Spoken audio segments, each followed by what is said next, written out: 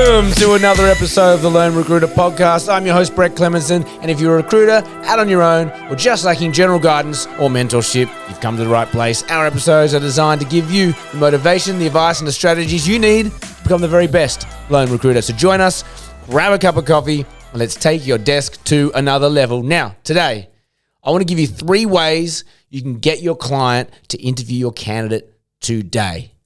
All the activities we do as a recruitment agency or as a recruiter, in terms of finding candidates, getting briefs, it all leads to getting interviews. And if we're not getting interviews, what are we doing? Okay, and how often have you taken a brief from a client and you've taken a really detailed job spec and you've gone, you know what, that's a fantastic job spec, and you've got off the phone, you've hung up, half an hour brief, you've got your notes, and you go, you know what? Let's go. That one excites me. I already know exactly the sort of person who's going to want to take that. It's going to be hard to find, but it's got some really good information here. Great team culture, great money, brand's good.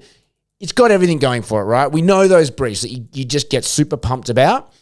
You go and you do you call your favorite candidates, or you call your network, you get onto your database, you hit LinkedIn, you put your ads up, and then you get that magical unicorn candidate. You get that beautiful candidate. Oh, thank you, recruitment gods. We got it.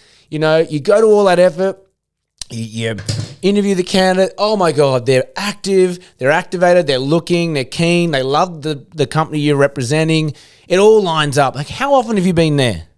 And you go, okay, cool. You interview, you do it, you get your notes together, you pop the package together, you've got consent from the candidate, they want to work with you exclusively because you're the best recruiter in the world. Oh my God, the stars are aligning. You write the email, you put the email together, you put the CV in there, you put your terms in there, you highlight the best bits in the email, you click it to the client, you go send. You feel like an absolute legend. You get up, you do a little dance. You're already shopping. You're already in your mind going, I know exactly what I'm going to spend with that commission check. You go off, you get a coffee from the cafe, bit of a spring in your step. You go and high five a few people, maybe even let out a big hoo-ha, woohoo! And then nothing. Nothing. The client goes cold. Okay, no. They must be in a meeting. That's fine. Another hour passes. Nothing.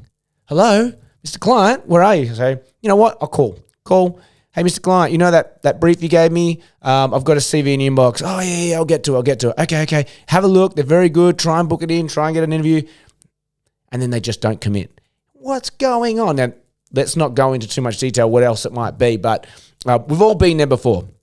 And sometimes our enthusiasm and excitement for the recruitment process and getting something going doesn't translate to a client because they've got other competing agendas. I mean, yes, they do need to recruit this thing, but they've actually got a real job outside of recruitment that they need to get done too. So their actual tasks, or what is their actual job? The recruiting is to support them and to make sure their business grows and keeps their work flowing. But the reality is it doesn't pay them to, that's not true. It absolutely pays them to get the right person in the right job. But you know what I mean. They can get very distracted. So sometimes we need to give some call to action, some real crisp logics for our clients so that they do commit to an interview. And I want to give you 3 that seem to work pretty well for me.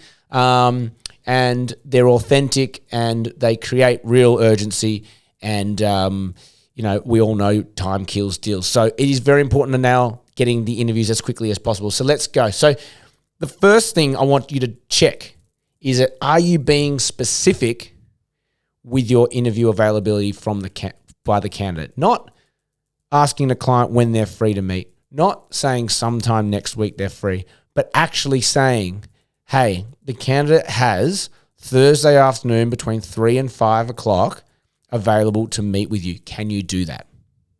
It's a beautiful question. And I just made up a time. It's a beautiful question. You might not even have that number from the candidate, but what you're doing is going from asking the client, do they want to interview, to assuming they want to interview and basically leapfrogging that and saying, they're available at this time. Can you meet with them then? If they say, no, I can't. I've actually got something on. How about this time? Great. You've actually got the interview. It's booked. Now you've got a time from the client. Go and book that in. So the first thing is be very specific with the candidate's availability. It really will help. Nail down your client's calendar. It will make them commit to an interview a lot quicker.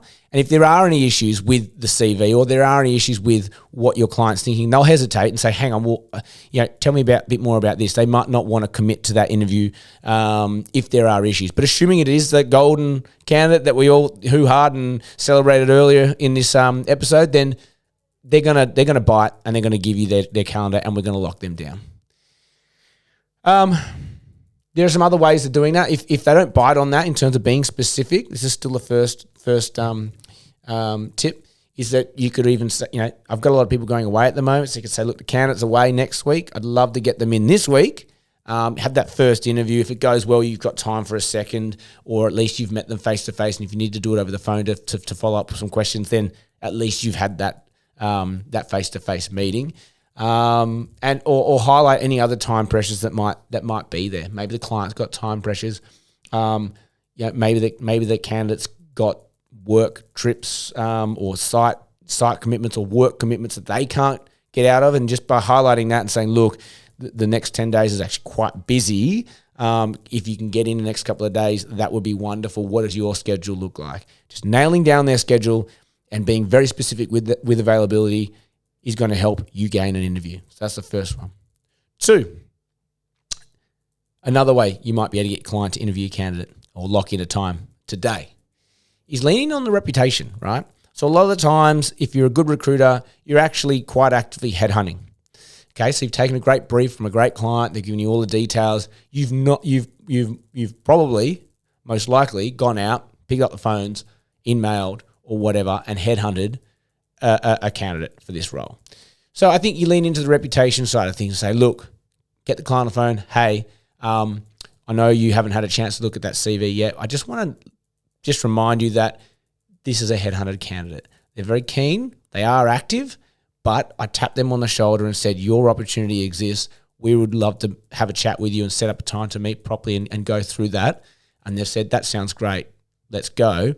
And now you're stalling. It's just not a great look. So if you can you what does your schedule look like? Let's try and lock something in, or at least start those conversations so that the candidate feels those warms and fuzzies. Because at the end of the day, enthusiasm to interview does set the tone for what it's like working with you guys and the excitement for them and their skill set for the role. So yeah, you got to approach a headhunter candidate a little bit differently to an applicant, and just remind your clients of that. That's another one. So just in terms of their reputation, and it is somewhat on the line when it's a headhunt.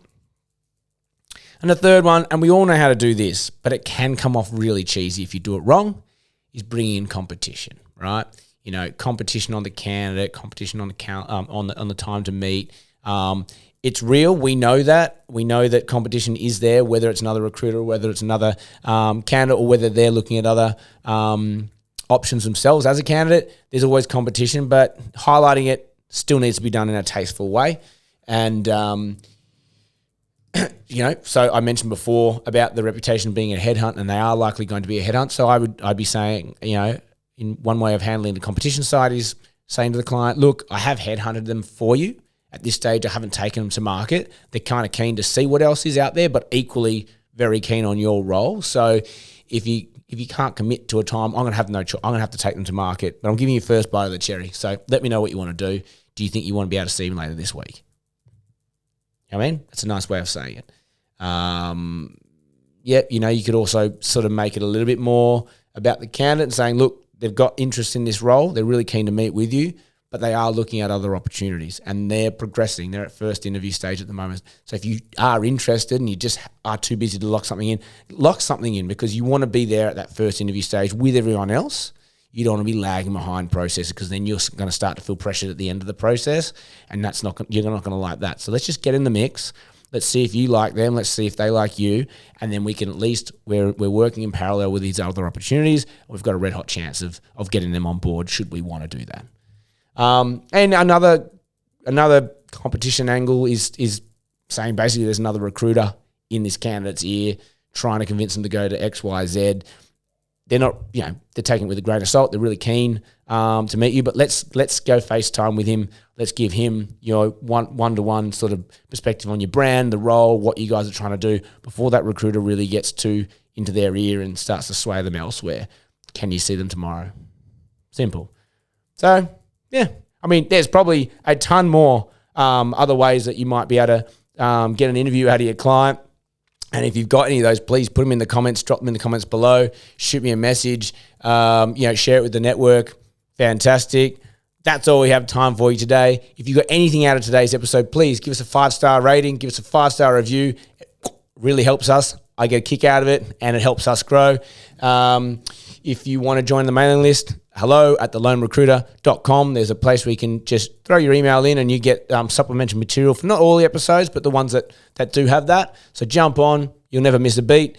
That's all we have time for you today. As always, have an amazing day, and may all your deals come true.